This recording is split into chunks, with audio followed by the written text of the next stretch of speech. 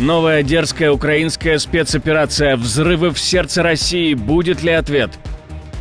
Пылает сердце дроновой империи. Стерт с лица земли завод по производству беспилотников. Где и кто теперь в безопасности? Кремль затаился и стягивает войска к границе НАТО. Грядет новый фронт. Протесты раскалывают Америку. Трампа назвали королем и призвали уйти.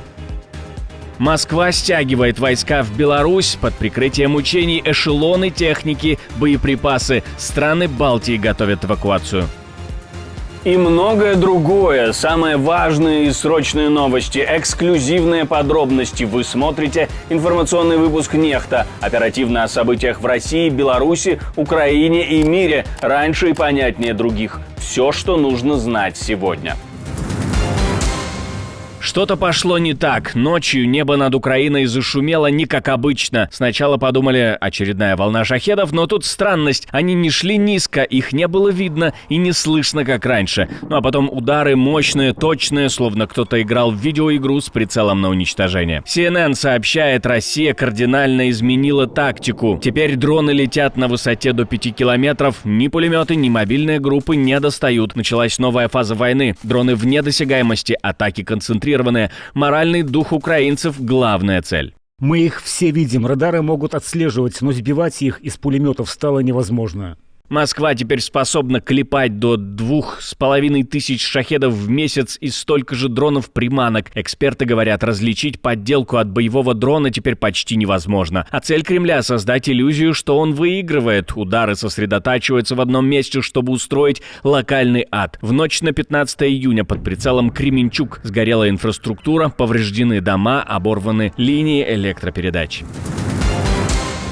Россия стягивает войска в Беларусь. На кого планируется нападение? Москва срочно перебрасывает военные грузы воздушным транспортом. Десантируют ящики, закрывают эшелоны, стягивают технику. Все это на фоне тревожных сигналов из стран Балтии. Литва, Латвия и Эстония уже разрабатывают общий план масштабной эвакуации граждан. Угроза слишком реальна. Впереди сентябрьские учения «Запад-2025». Под соусом маневров Москва может повторить сценарий 2022 вторжение под видом тренировок. Но на этот раз мишенью может стать не только Украина.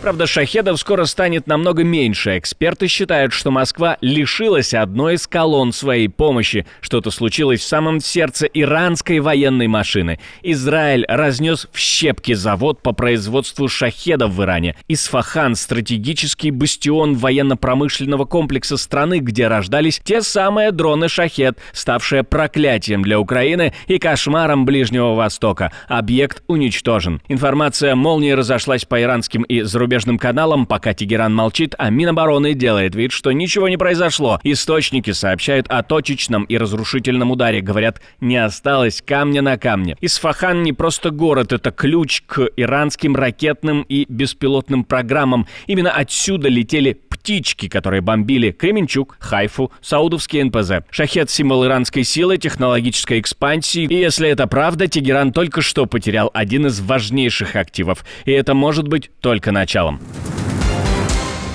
Украинская разведка нанесла скрытый, но точнейший удар в самое сердце российского ВПК. Промышленная подстанция в Калининграде вышла из строя. Как утверждают источники Суспильного, агенты ГУР 14 июня провели спецоперацию. С трансформатора слили охлаждающую жидкость и подожгли объект. Пожар не оставил шансов, электроснабжение прервано, убытки почти на $5 миллионов. Но суть не в деньгах, суть в том, что даже глубоко в тылу, за сотни километров от фронта, Украина способным достать больное место врага. Где-то в Калининграде темнеют военные склады, глохнут системы связи, и никто не знает, где ударят в следующий раз. Минобороны РФ молчит, как и власти Калининграда, но в темноте за окнами штабов паника. Наша команда существует благодаря вам. Поддержите ее, чтобы мы могли продолжать нашу работу. Биполярное расстройство может быть не только у человека, но и у целой страны. Иран готов на сделку, но готов и продолжать войну. Глава МИД Ирана Аббас Аракчи заявил, Тегеран готов подписать соглашение, которое исключит разработку ядерного оружия. Но только при одном условии, если страна сохранит право на мирный атом. Цитирую его: «Если нас лишают законного права на ядерную энергетику, такой документ мы не подпишем». Атаки Израиля по объектам нефтегазовой промышленности в Персидском заливе могут привести к расширению войны, говорят в Иране. Мы не хотим расширения этого конфликта, если только он не будет навязан нам. Мы не хотим, чтобы этот конфликт распространялся на другие страны и весь регион. Мы не начинали эту войну. Мы были сосредоточены на дипломатии по ядерной программе. Однако это нарушение было нам навязано. Мы будем защищаться, и наша оборона полностью легитимна и сильна. Это защита — ответ на агрессию. Поэтому если нарушение прекратится, естественно, прекратится и наша реакция. По словам Аракчи, атака Израиля по иранским объектам – это попытка сионистского режима сорвать диалог. Это была цитата. Он также утверждает, что Вашингтон якобы заверял Иран в непричастности к ударам, но в Тегеране в это не верят. Цитирую также министра иностранных дел: «Америка, соучастник атак, и должна взять на себя ответственность. Мы не хотим войны. Мы выбираем дипломатию, если только нам не навяжут иной выбор». Конец цитаты министра иностранных дел Ирана. Страна тем временем готовится к войне. Министерство внутренних дел объявило об открытии подземных станций метро и паркингов в качестве аварийных укрытий. Ночь на 15 июня стала одной из самых кровавых за всю историю конфликта. Иран выпустил новый залп ракет по израильским городам. Бат-Ям, Реховот, Тамра. Пылают жилые дома, под завалами люди. По данным The Times of Israel и The Guardian, погибли по меньшей мере 10 человек, среди них дети. Количество раненых превышает 200. Десятки пропавших без вести. Одна из ракет предположительно ударила по институту Вейцмана в Тель-Авиве, символу израильской науки. В Бат-Яме в многоэтажке нашли тела 2 женщин и 2 детей. В Тамре трагедия. Мать и 2 ее дочери погибли мгновенно. Этот обстрел стал ответом на масштабную израильскую операцию «Народ как лев», начатую 13 июня. Израильские ВВС тогда атаковали более 100 объектов по всей территории Ирана, включая военные склады и ядерные объекты. Цахаль применил 200 истребителей, сбросив более 330 боеприпасов. Нетаньяху, премьер-министр Израиля, объявил цель – лишить Иран возможности создавать ядерное оружие. По его словам, Тегеран уже накопил уран для 9 боеголовок. Кроме того, Израиль не исключает ликвидацию верховного духовного лидера Ирана аятоллы Али Хамнеи и обращается к иранцам на фарси, на понятном им языке, не угрожая, но и не оставляя пространства для кривотолков. Срочное предупреждение всем, кто сейчас находится или вскоре окажется внутри и рядом с объектами военного назначения, заводами по производству вооружения и сопутствующей инфраструктурой в Иране. Мы с уважением просим вас немедленно эвакуироваться из этих зон ради вашей жизни и безопасности и не возвращаться туда до дальнейших указаний. Ваше место пребывания рядом с этой инфраструктурой подвергает вашу жизнь серьезной опасности. А мы поговорили о том, что происходит в Израиле и на Ближнем Востоке в целом, с журналистом Эмилем Шлеймовичем. Мы видим страх иранского режима. Во-первых, даже не на уровне Али Хаменеи, который боится. По нему, его редким кадрам, которые вот можно было видеть в последние годы, после ликвидации Хани, после ликвидации бывшего руководителя Силкуц, Ксир, после нынешних ликвидаций верхушки военной, он боится.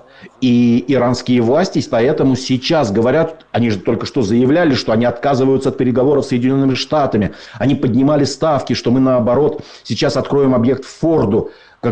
И одна из опасностей, которая говорили, что из-за этой эскалации Иран, наоборот, отбросит все переговоры и назло начнет производить свою ядерную военную программу как средство сдерживания.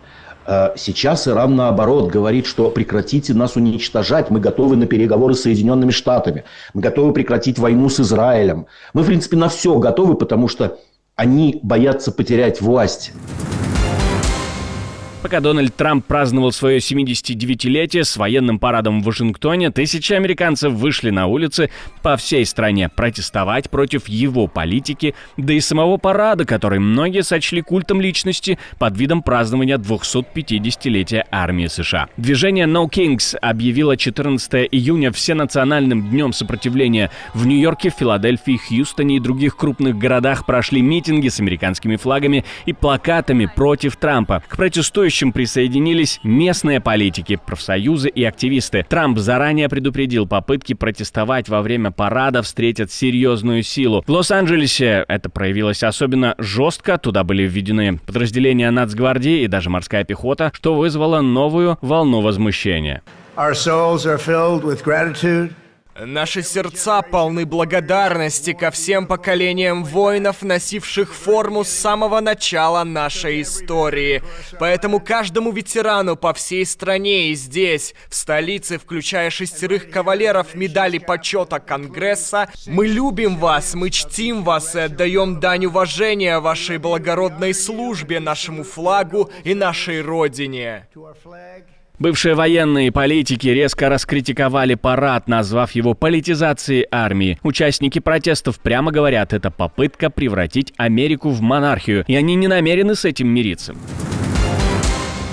Самокат больше не игрушка. С 17 июня Финляндия вводит жесткие правила. Кататься можно только с 15 лет. За несовершеннолетних штраф 60 евро родителям. За езду в нетрезвом виде уже 200 евро. Власти устали от хаоса, аварий и жалоб. Самокаты стали настоящим бедствием городов. Теперь режим «взрослая жизнь», ограничения, правила, ответственность. В Литве обязателен шлем, в Барселоне штраф за езду по тротуару 500 евро, а в Кишиневе эвакуаторы убирают самокаты как нарушителей. Эпоха безнаказанной езды заканчивается. Отдельное спасибо, что досмотрели до конца. Спасибо за ваше доверие. Жду развернутых комментариев, лайков и репостов. Это важно, чтобы нас становилось больше. На этом пока все. До новых встреч и хороших вам новостей.